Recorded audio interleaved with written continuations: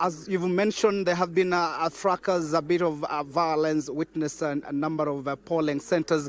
We just came from one of the polling centers in Chekulo ward, that's Butali Chekulo ward, and that is one of the strongholds of the DAP candidate Seth Panyako, and a number of course, one car was burnt, and earlier on he had made a serious allegations in the morning after casting his vote, in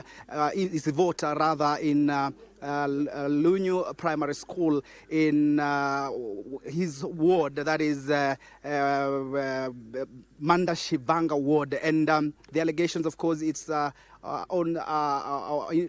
one of the stories that we have covered, allegations concerning voter bribery, and of course saying that his life is in danger. There was an attempt to assassinate him. That is something that we cannot say, we cannot verify. We will be able to get the authorities concerned to give us an update. Of course, we also visited his premises. His premises was vandalized by unknown people. But where we are right now, my colleague John Jacob Kioria is Mutingongo Primary School, which is in Chemuche ward, which is one of the wards among the 7 wards spread across the Malava constituency, where the Malava residents are exercising their democratic right. 94,417 registered voters as per Independent Electoral and Boundaries Commission. And just a few minutes ago, one of the aspirant, the Kenya Moja aspirant, that is Wilberforce Andai Tuve, actually casted his vote, and just want to get his sentiments on how he felt on the process. Just come closer here. Are you satisfied so far with how the Independent Electoral and Boundaries Commission are conducting this process? Any hitches that you've witnessed? I understand that you've been able to be in different polling centers. I think from yesterday I raised some concerns, and I mentioned that IBC should know that election is a process, and it doesn't only happen on the material day when a voter comes out to vote. The process should have been free and fair, but even from yesterday when I had an interview with you guys, I mentioned about the candidate who is perceived to be the government kind of being allowed even to campaign outside the window that has been allowed for campaigns to go on, distributing mattresses at TTI in Shamberere, handing out people money. So I think if you ask me about the fairness of the process that Independent Electoral and Boundaries Commission is conducting, I think the process is not fair.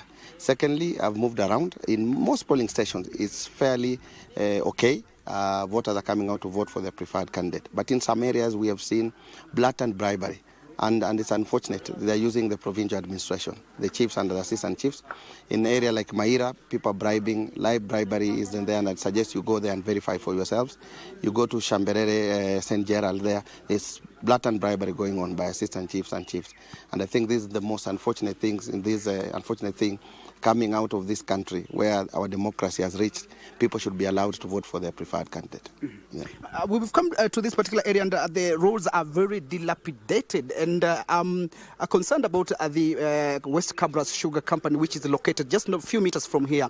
What is happening? And the leaders that have been there, I understand it's not under your purview, but what is your take on that?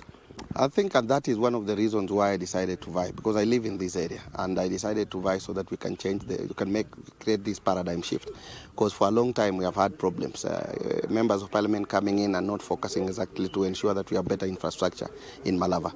And infrastructure facilities is one of the reasons why I vied.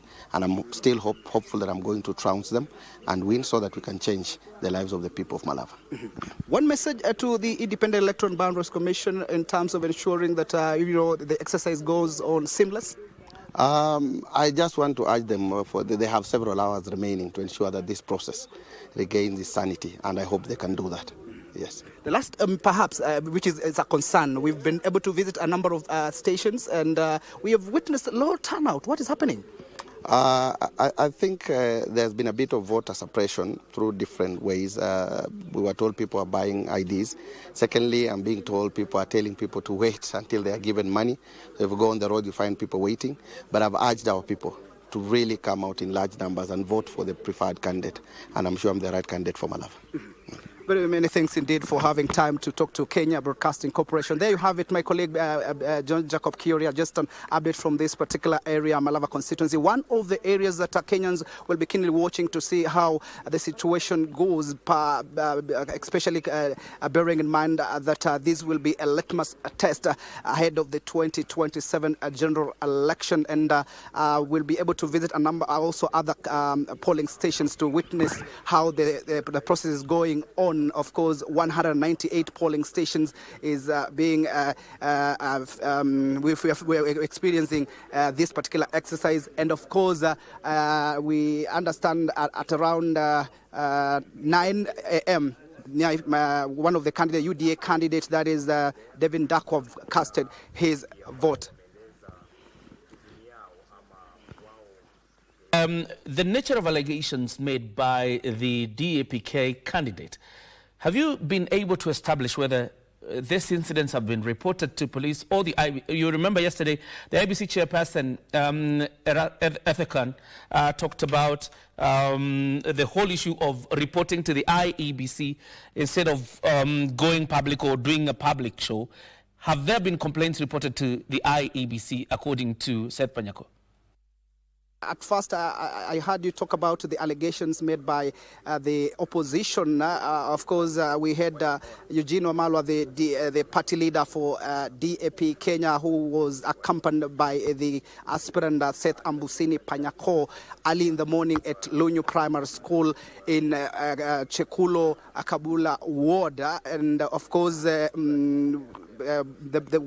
sentiments of the allegations were made concerning voter bribery and suppressing voters not to turn out in a large number. So it's not something that I've not verified, but the picture that we managed to capture, the aspirant was very much very emotional when he was casting his votes, and he was breathing fire about the incident. So we will be able to find out from the authorities concerned to substantiate the allegations made concerning those assassination attempt from Panyako, and of course voter bribery. That's something that also come out very openly here by the Kenya Moja candidate Wilberforce and I Tuvei.